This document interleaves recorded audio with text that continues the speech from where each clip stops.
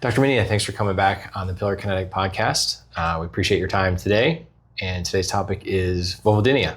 So if you would tell our viewers, what is that? Yeah. So I'm happy to be here to talk all about this. It's one of my favorite things to gab about. So vulvodynia is a little bit of, I won't say misnomer, but definitely an umbrella term. So if you think about the word vulvodynia, you can break it down into vulva, so external female anatomy at the pelvis, and then dynia, which means pain. So vulvodynia is pain in the vulva.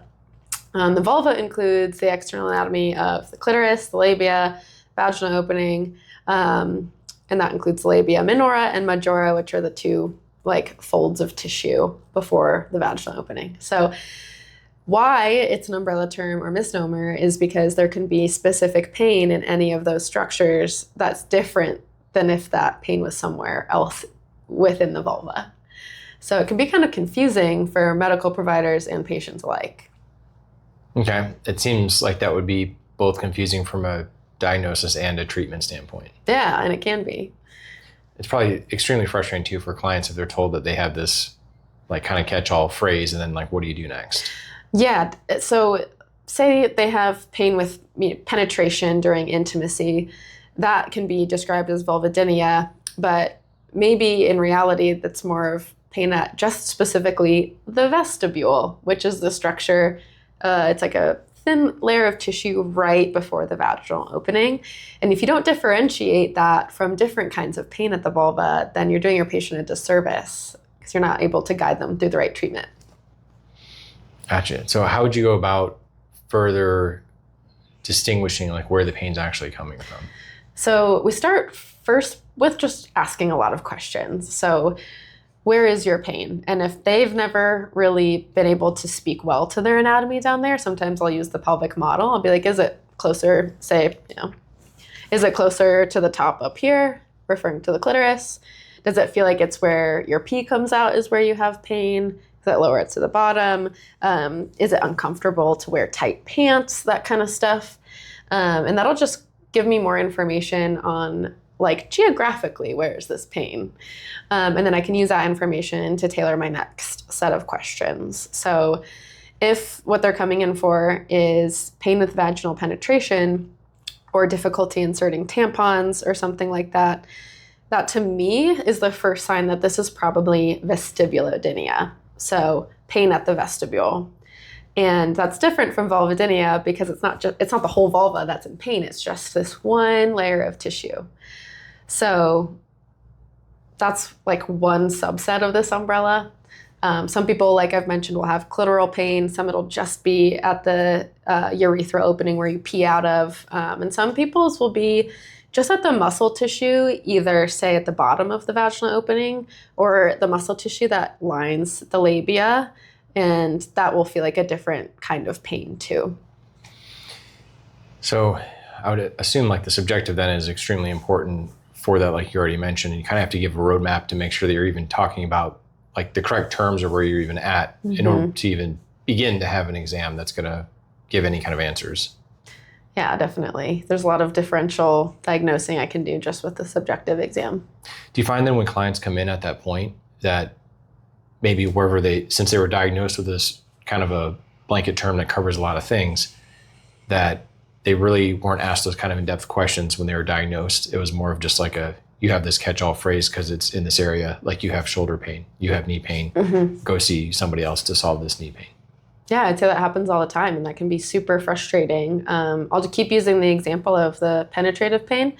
For some people, it's a condition called vaginismus, which is where that tissue at the vestibule isn't the problem, but rather they have a reflexive contraction or contracting of the pelvic floor muscles that sort of closes everything off. And the reason it's painful is because you're trying to shove something through a closed door.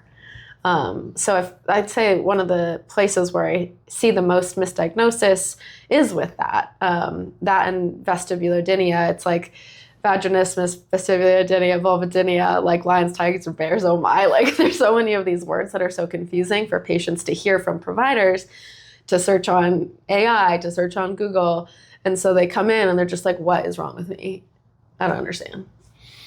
Yeah, and if they have any other things going on at the same time, could that like alter their symptoms or make things worse or be related to something somewhere else in their body? Definitely.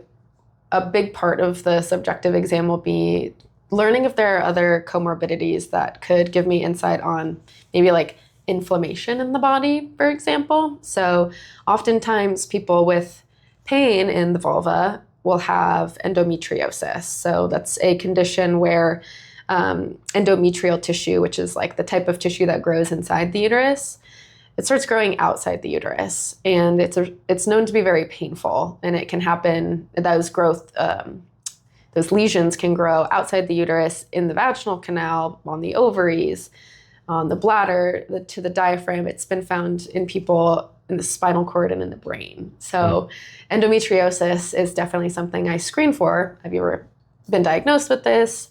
I'll ask about their menstrual cycle, get an understanding if their pain is cyclical in nature, meaning worse pain around their period versus not.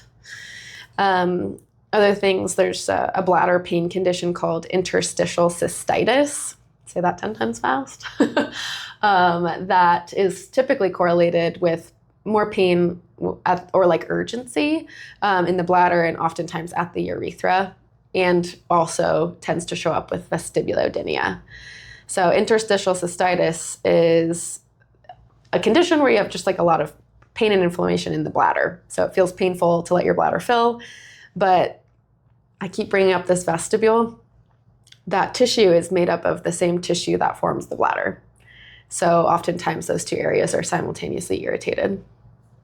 That's interesting.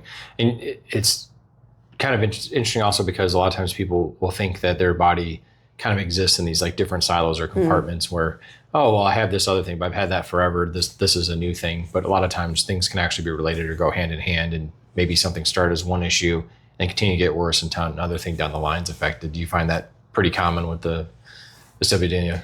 Definitely. As soon as I start getting into the nitty-gritty of their health history, there are usually signs that there's like inflammation in the body, whether that's irritable bowel syndrome, endometriosis, interstitial cystitis, even things like migraines, constipation can just inform a little bit more about what might be going on at the vulva. Would this also be tied to any kind of like musculoskeletal type pain as well? Or would this be something that would be outside of that normally? Well, like we were just talking about, everything's sort of related, right? So definitely tied to musculoskeletal pain. So typically what we see is that people who have vulvar pain have pelvic floor muscles that are on guard. So they're a little bit more in that defense state, a little bit tighter, and that can lead to pain in the pelvic floor muscles. So one of the differential diagnoses for vestibulodynia is to do a Q-tip test. And if I'll speak to that a little bit more, but one of the areas that you can test with this would rule in or rule out if it's just pelvic floor muscle. Additionally, pain can present in the tailbone because the pelvic floor muscles are like on guard, tense, and they attach to the tailbone. So that can kind of tug on it and cause pain. Additionally, a lot of people have like glute pain or hip pain because the pelvic floor muscles are attaching into those areas. I can see how that would be pretty tricky to pick apart as far as an issue goes. So what would be the first step then? Like, what do you do if you think you might have these symptoms? So after we've gone through the subjective exam, I'll do like a quick full body screen. So just kind of watching global spinal mobility, hip mobility, but where I get the most information is with a vulvar exam and a Q-tip test. And if the patient's able to tolerate a pelvic floor muscle exam as well. So the vulvar exam, I think one of the biggest disservices pelvic floor PTs do to their patients is not look at their tissues. They just have the gown over the patient's lap and they stick their lubed up finger in blindly and they're just assessing for muscle. But looking at the skin and the structures of the vulva can tell you a lot. So if you're looking, there's a few main things that I'm looking at. So I'm going to look at the clitoris, I'm going to look at the labia majora and minora, and the like color of the tissue in general, but specifically around right at the opening. Okay, so The clitoris can be atrophied, meaning it can kind of shrivel up and shrink. And that will tell me a little bit more about the patient's hormonal state. And that same thing can happen at the labia minora, so those smaller set of lips right before the vaginal opening. So if the clitoris is like shrunk and shriveled in, and the labia minora are sort of shrunken and shriveled in, or maybe not even there at all, this tells me that there's a hormonal imbalance happening at this tissue locally. Doesn't mean it's systemic, but usually what it points to is a lack of estrogen at the area. So super common to see when a new mom is breastfeeding, because that sort of drops estrogen levels. In the perimenopause, menopause, postmenopause time, or even if someone's been on like oral birth control for a long, long time, their body's hormonal production changes a little, and we'll see this drop in local estrogen at the vulva. So do the vulvar exam, and that can tell you a lot. Interesting. So then if you see these symptoms, are they normally related to pain, or could it also be something else that's occurring that's outside of the reason why they have pain? It could be either, but more often than not, it feels like burning sort of pain down there, or they feel like it's dry. So if someone's coming in with vestibule pain and I see that, I'm guessing that there's a hormonal contribution to their pain. And what do they do at that point then? So the treatment we'll get to in a second, but what I'll do next to kind of just further my data point is do a Q-tip test, like I alluded to before. So a Q-tip test is I take a cotton swab with a little bit of lube on the tip, and I just gently brush around the vestibule. So it's the tissue right before vaginal opening, and different areas on the vestibule will tell you different things. So if they have pain with just a sort of like light brushing, only at the very bottom, which we call 6 o'clock, so the bottom of the clock, that informs pelvic floor muscle dysfunction, if that's the only spot that they're like, ooh, that doesn't feel very good. But if they have pain on the sides or up by the urethra during this Q-tip test, that plus the changes in the clitoris and labia minora, if it's painful in the other parts of the clock and those changes are present, that tells me that that's probably hormone-related pain.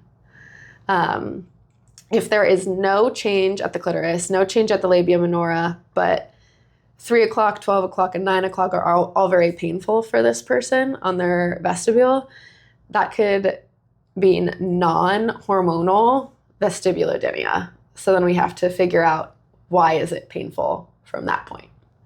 But to get back to your question on what do you do for treatment, this is where kind of the interdisciplinary care has to come in. I'll educate the patient on why I think that they have the pain, how hormones might be able to help them, and then I'm usually having them discuss getting a topical estrogen cream for their vulva from their primary care or OBGYN. How long would it take to see results in that case? It depends, but we want from what I understand, it's about like 3 months. The 6-week mark is when you should start to notice a difference, but you want a patient on it for a full 3 months, from what I understand, as someone who's not a prescriber, to be able to really assess if it's making the right difference or not.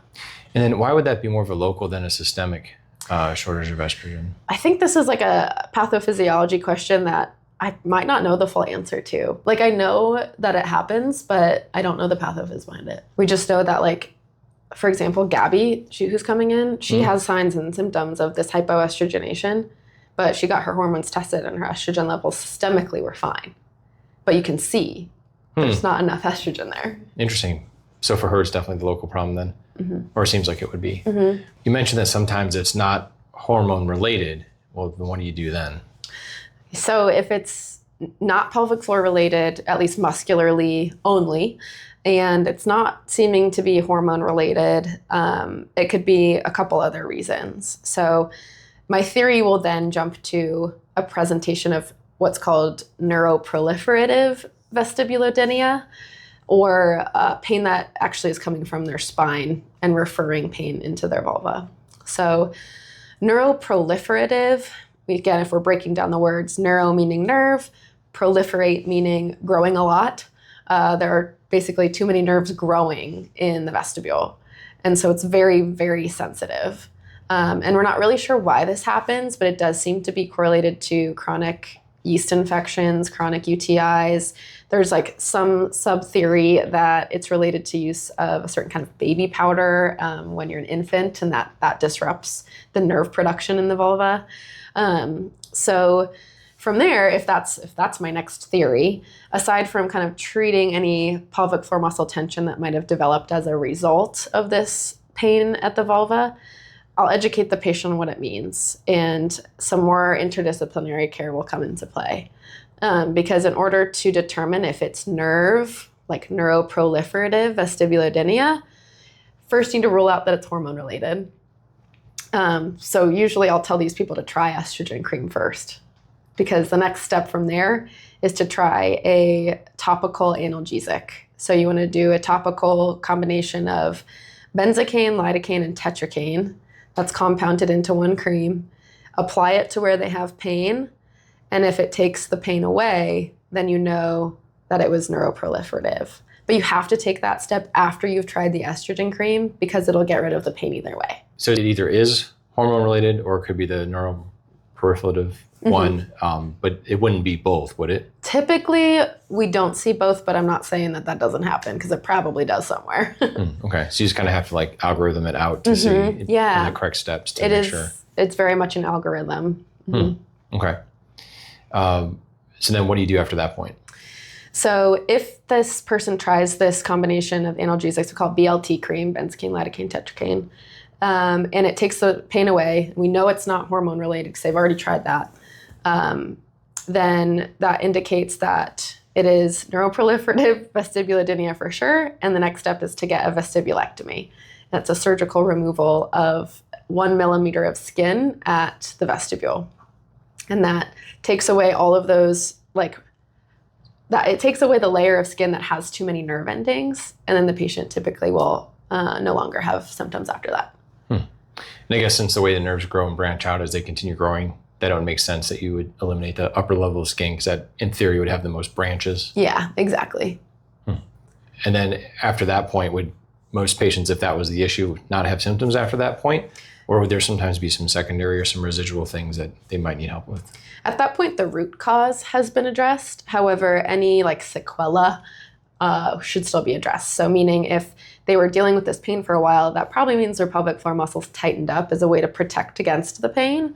So they might still have signs of a tight pelvic floor. So maybe some urinary urgency, maybe still a little bit of more muscular pain with penetration, or tailbone pain, lower abdominal pain, that kind of stuff. So once the vestibulectomy is done, kind of adjacent to that and afterwards, we want to make sure that the muscles are all working well, able to relax and contract normally.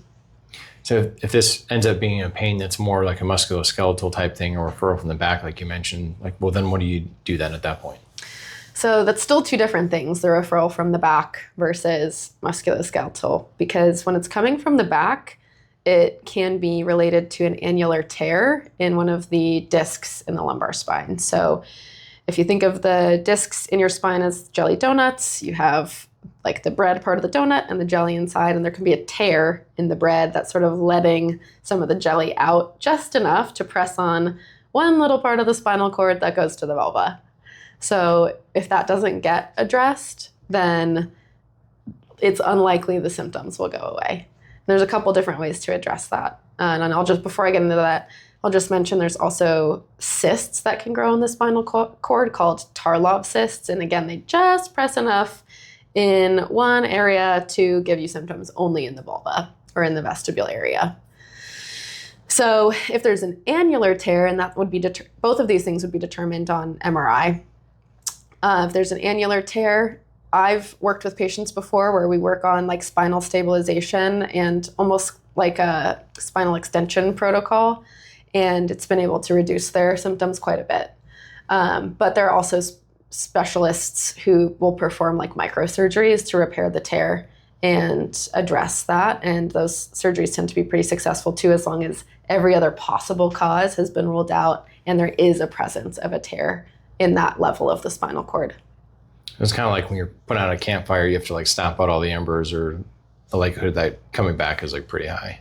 Yeah, exactly. So this is the most in-depth I've learned about this topic before, even talking to other pelvic floor PTs or some of the things I've listened to through podcasts. Like, how did you come about all of this information? I have to give full credit to the International Society for the Study of Women's Sexual Health, also known as ISWISH. I've attended a couple of their fall courses, and they go into the algorithmic approach to treating this. And what's great is they have people in the audience who are physicians, NPs, PAs, physical therapists, occupational therapists. Anyone who works with a woman's pelvis is there. So they're educating the entire medical community on how to appropriately treat this stuff. So I go through their algorithm with my patients to make sure that I'm helping them towards the most effective treatment. So if you were to summarize all that up then that we talked about today and then go through the treatment, what would that look like? If I had to sum up what I do as a physical therapist as it relates to vulvodynia, it would be really putting the pieces together and identifying where the pain is coming from. Because as we've said, vulvodynia could mean a lot of different things. And so identifying what I think the root problem could be, or guiding the patient in the steps to find what that root cause is, that's like a huge part of what I've found my role to be for these patients. And then secondary to that, teaching them how to move their body in a way that doesn't allow the pain to persist or get worse. So nervous system regulation, pelvic floor muscle down training, breath work, how they're moving throughout the day, making sure they're getting a healthy diet and enough cardiovascular exercise. So being a good shepherd for them towards the right care, but also treating any other impairments that might be causing the pain to stick around. All right. Well, we appreciate, again, that you're sitting in here and joining us, and look forward to future conversations. Thanks for your time. Can't wait. Thanks so much for tuning in today. We really appreciate you spending time with us. If you found this helpful, please like and subscribe so you don't miss future episodes. And if you've got questions or if you're dealing with something that needs attention, reach out. You can email us at info@pelvic.com. We're here to help. Thanks again, and we'll see you next time.